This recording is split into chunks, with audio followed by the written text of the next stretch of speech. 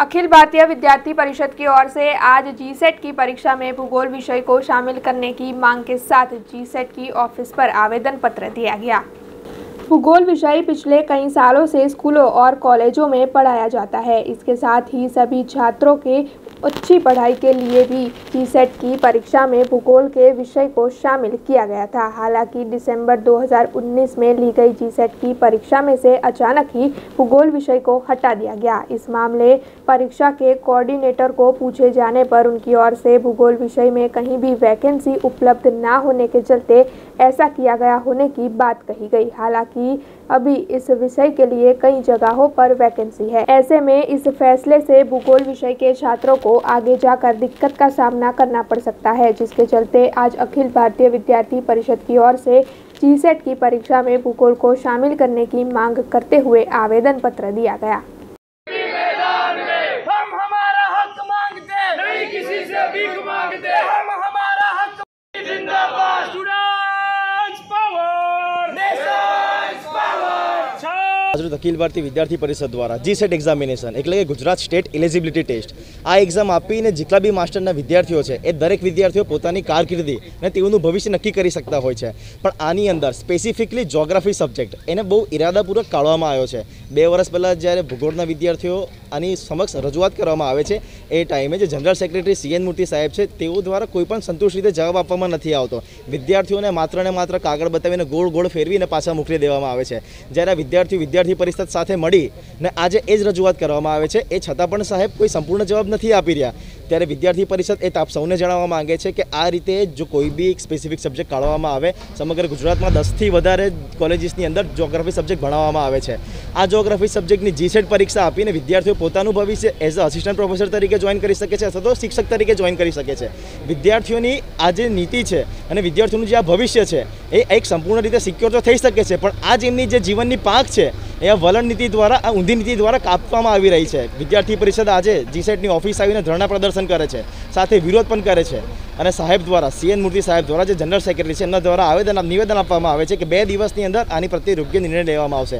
જો યોગ્ય નિર્ણય લેવામાં નહીં આવે તો વિદ્યાर्थी परिषद द्वारा आगामी समय में उग्र से उग्र आंदोलन કરવામાં આવશે। ज्योग्राफी सब्जेक्ट जो है हम लोग 3 साल पहले इसका एग्ज़ाम लिया था। उस टाइम में भी जो प्रोसीजर होता है, नंबर ऑफ वैकेंसीज के ऊपर ही एग्ज़ाम लिया जाता है। अगर वैकेंसीज स्टेट में कम है, वैकेंसीज माने जो यूनिवर्सिटीज़ में हो या कॉलेजेस में हो, उसका वैकेंसी अगर कम है तो उसमें हम लोग एग्ज़ाम नहीं लेते हैं, बहुत ही कम होता है। तो इसके कारण हमने 3 साल पहले एग्ज़ाम लिया था। 2019 में ही हमने इसका निकाला था। और जब हम लोग इसका एग्ज़ाम का सब्जेक्ट्स के बारे में सोचते हैं तो हम लोग पूरा स्टेट से हम लोग हर एक कॉलेज, हर एक यूनिवर्सिटी से हम लोग उसका इंफॉर्मेशन लेते हैं। और इन्फॉर्मेशन लेने के बाद ही वैकेंसीज डिसाइड करने के बाद भी मीटिंग होता है, जिसमें UGC के भी रिप्रेजेंटेटिव होते हैं, हमारे स्टेट के वाइस चांसलर होते हैं, हमारे खुद के MS यूनिवर्सिटी के वाइस चांसलर इसके चेयरमैन हैं। ये सब मिल करके ही हम लोग डिसाइड करते हैं कि एक सब्जेक्ट का एग्ज़ाम लेना चाहिए या नहीं लेना चाहिए, और वो डेटा के बेस पर होता है और ऐसे ही नहीं आर्बिट्रेरी नहीं होता है। तो इसी तरह से जिस तरह ज्योग्राफी निकल गया इस बार, उसी तरह फिलॉसफी भी निकल गया, क्योंकि उसमें भी वैकेंसी स्टेट में नहीं था। इसके लिए हमने 2 सब्जेक्ट्स को निकाला है। और उस टाइम में एक मांग थी कि सोशल वर्क का सब्जेक्ट होना चाहिए, तो इसके लिए हमने सोशल वर्क को भी इसमें लाया था। तो इस साइकिल में जो है, एक साइकिल होता है, 3 साल का एक साइकिल होता है, 3 एग्ज़ाम का, हर एक साल में एक एग्ज़ाम होता है। तो 3 एग्ज़ाम के लिए हम लोग सब्जेक्ट्स डिसाइड करते हैं। अगर स्टूडेंट्स की मांग है और पोजीशंस है यूनिवर्सिटी में, हमें कोई इतराज़ नहीं है एग्ज़ाम लेने का। ज्योग्राफी का भी हम एग्ज़ाम लेते आए हैं और लेंगे भी, बेस्ड ऑन दी वैकेंसीज। तो यही मेरा कहना है। और स्टूडेंट्स को भी अभी वैकेंसी है, अभी हमारे इधर एज पर हमारे डेटा के हिसाब से सिर्फ MSc में छोड़ करके बाकी स्टेट में कहीं भी जियोग्राफी का वैकेंसीज नहीं है। टीचिंग के लिए vacancies in colleges and universities. Sir सवाल ये तो एलिजिबिलिटी टेस्ट है, तो वैकेंसी टेस्ट क्यों बना? हाँ नहीं, ये एलिजिबिलिटी टेस्ट है। जब तक वैकेंसीज नहीं होता है तब तक सब्जेक्ट्स इंक्लूड नहीं होता है।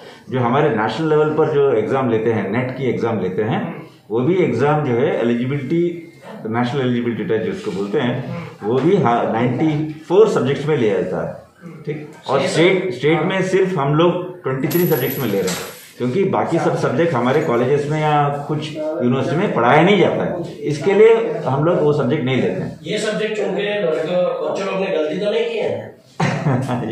ये बात मैं ये नहीं कर सकता, उनका इंटरेस्ट है। एक बात मैं कर सकता हूँ कि जीसेट ही एक एग्जाम नहीं है, जीसेट के अलावा जो है नेट एग्जाम है वो भी है, उनके लिए ऑप्शंस तो उनके लिए है, ओपन है, जो पढ़ना चाहते हैं उनके लिए ऑप्शंस तो है।